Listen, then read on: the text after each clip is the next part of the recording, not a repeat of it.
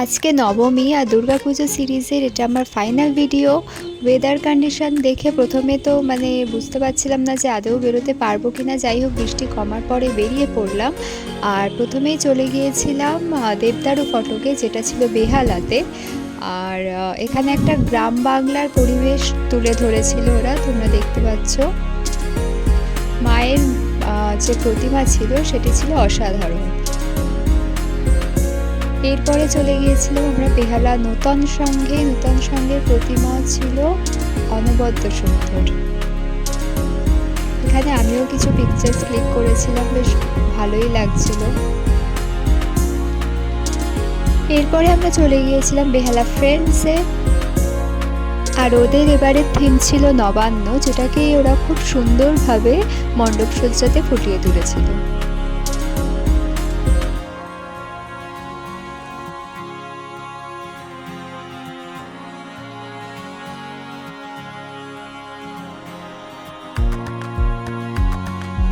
আর এই থিমকে মাথায় রেখেই কিন্তু ওরা মায়ের প্রতিমাকেও সাজিয়ে তুলেছিল, যা দেখতে খুবই সুন্দর লাগছিল। এরপর চলে গিয়েছিলাম বেহালার মাস্ট ভিজিট পূজা মণ্ডপগুলির মধ্যে অন্যতম বেহালা নূতন দলে। ওদের এবারে থিম ছিল শিবানী ধাম, যেটা অ্যাকচুয়ালি লোকেটেড বুন্দেলখণ্ডে। তো তারই অনুকরণে ওরা পুরো মণ্ডপটিকে সাজিয়ে তুলেছিল, যা দেখতে খুবই সুন্দর লাগছিল, খুবই নিখুঁতভাবে ফুটিয়ে তুলেছিল।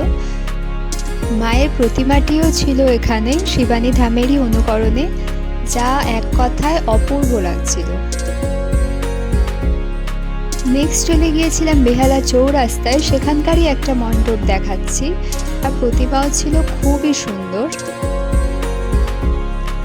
এরপরে চলে গিয়েছিলাম চৌরাস্তাতে প্লেয়ার্স কর্নারে, যেটা হচ্ছে আমাদের সকলের দাদা সৌরভ গাঙ্গুলির পাড়ার পুজো। এখানেও মণ্ডপ সজ্জা খুবই সুন্দর ছিল। আর সব থেকে ভালো লেগেছে এখানকার যে প্রতিমা ছিল, অসাধারণ ছিল।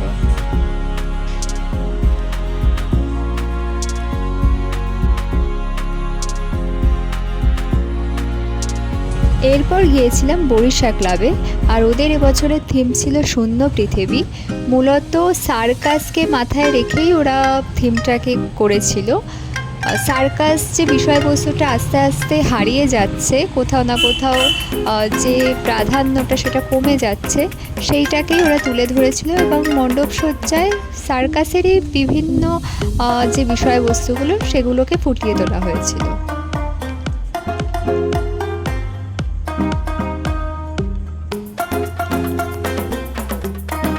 আর মায়ের যে প্রতিমা ছিল সেটিও ছিল এখানে বেশ অন্যরকম, এক কথায় অসাধারণ।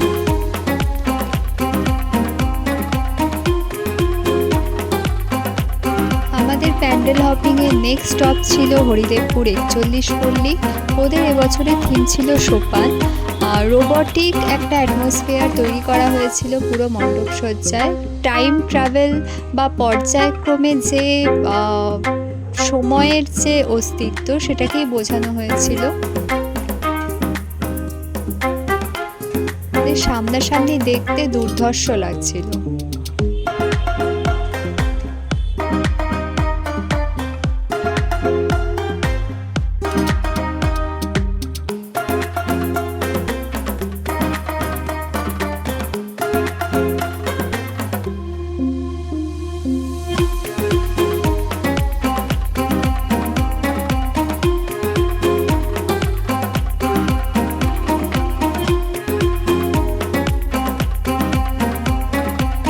এখানে মায়ের প্রতিমাও ছিল অনবদ্য সুন্দর। নেক্সট চলে গিয়েছিলাম হরিদেবপুর অজেয় সংহতিতে। ওদের এবছরের থিম ছিল সর্বাঙ্গসা দ্য এন্ডিওরেন্স, যার অর্থ হচ্ছে সহনশীলতা। এখানে নারীদের বিভিন্ন রূপকে ফুটিয়ে তোলা হয়েছিল।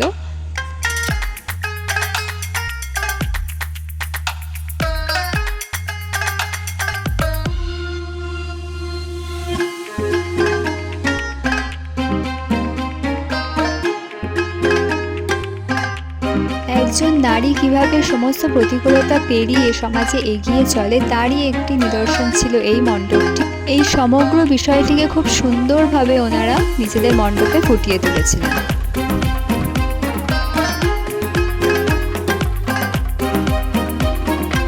দুর্গা মাও এখানে একজন সাধারণ নারী, একজন মা রূপেই পূজিত হয়েছেন, যা বেশ অন্যরকম এবং ভীষণ সুন্দর।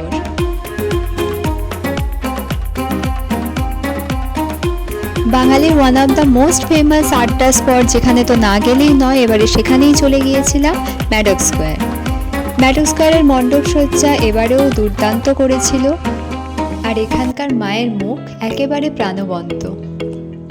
ম্যাডক্স থেকে বেরিয়ে আরও কিছু প্রতিমা দর্শন করার পর রাতে ডিনার করে বাড়ি ফিরলাম, আর 2025-এর মতো প্যান্ডেল হপিং এখানেই শেষ হলো। আবার একটা বছরের অপেক্ষায় থাকলাম, আবার এসো মা, আসছে বছর আবার হবে। সবাই খুব ভালো থেকো, সুস্থ থেকো। শুভ বিজয়া সকলকে।